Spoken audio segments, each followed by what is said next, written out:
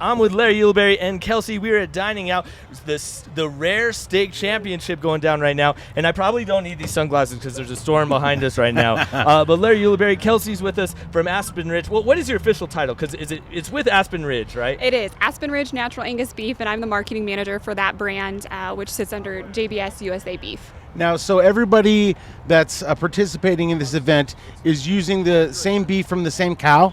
Not the same cow. Okay. That'd be a really big cow. Okay. But they are using Aspen Ridge Natural Angus Beef. Okay, so they're relatives of that cow. It was probably a whole family of cows. Sure, we'll go with that. Sure. Now, do they?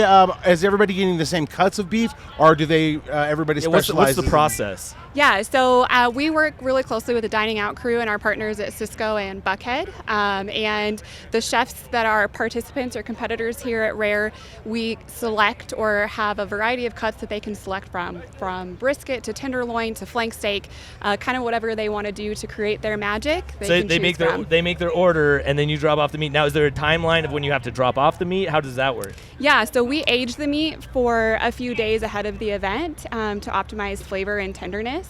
And then we'll work with our partners at Cisco and Buckhead, and that's our transportation arm to get to these lovely chefs. Oh, that's awesome. Now, is it true, I think I just learned this, that the rump roast doesn't even come from the rump, it's more of a shoulder thing?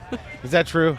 I'm looking at our sales guy because he's the expert here, but it is from the rump He's roast. nodding his head right now. Yeah. Don't throw under the bus like that, man. I know. But I always thought it was from the rump, but I mean, it could be it's the best part of the cow, right? Yeah. Depends. Oh, it is from the rump. It is, from yes. the rump. Okay. Okay, so all they do is they place the meat, you deliver the meat, then it's up to them on everything else that the chefs do, or they ask you specific things to do the meat before you deliver it? How does that work? Nope. The chefs are the experts in this space, and a lot of them have the creativity and kind of headspace to figure out what they want to do with those cuts and the flavors that they want to bring to it.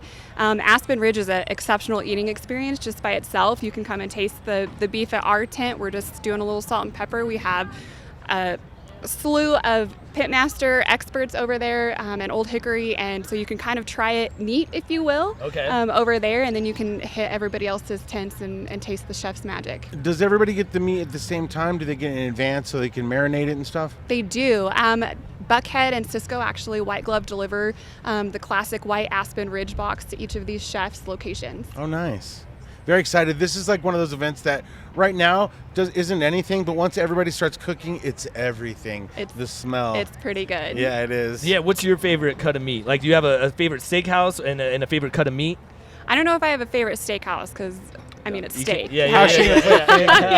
They're all her favorites. But as long as it's your meat, right? Yeah, exactly. Yeah, exactly. But my personal favorite cut is either the inside or outside skirt. Ooh, I like that. Yeah. I don't even know what that is, but it sounds good. What is the inside or outside? It's just a really, typically fajitas are made out of that, but it's just a really tender cut. It's kind of underrated as well. So everybody usually picks the tenderloin or the ribeye, which are classics, but... Yeah, you're real particular about your meat then, right? Are you picky when it comes to... Yeah, why didn't you pick the filet? Isn't the filet the best? It depends. Like I said, most people will pick the tenderloin, which is the filet. Okay. It's definitely a great eating experience, but it just depends on your palate and what you prefer. For sure. I once went with this guy. We went to the Steve Wynn Steakhouse in Vegas, and I was too drunk to finish my dinner. We walked into the steakhouse with a yard of alcohol each, and everyone there was looking at us. It's a gorgeous steakhouse, and we're walking in with those big old jugs of liquor. Yeah. So it was a matter of time before I was taken to my room, and I couldn't eat my meal. I took him to his room, and then we didn't all have the way the to my key room. card. You know, when you're in Vegas, you have to walk 12 miles to your room. Yeah. We didn't have the card key, so we had to walk all the way back. Anyway, my steak was cold. I woke up at 4 a.m, drunk.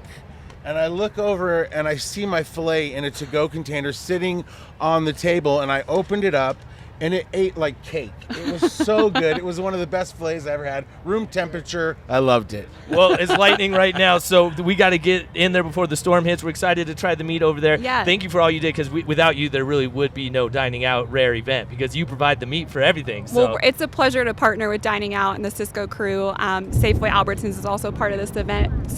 So we're just happy to be here and be a part of it. So thanks for having us. Now run! All right, I got a couple drops on me. All right, let's go. Thank you so much.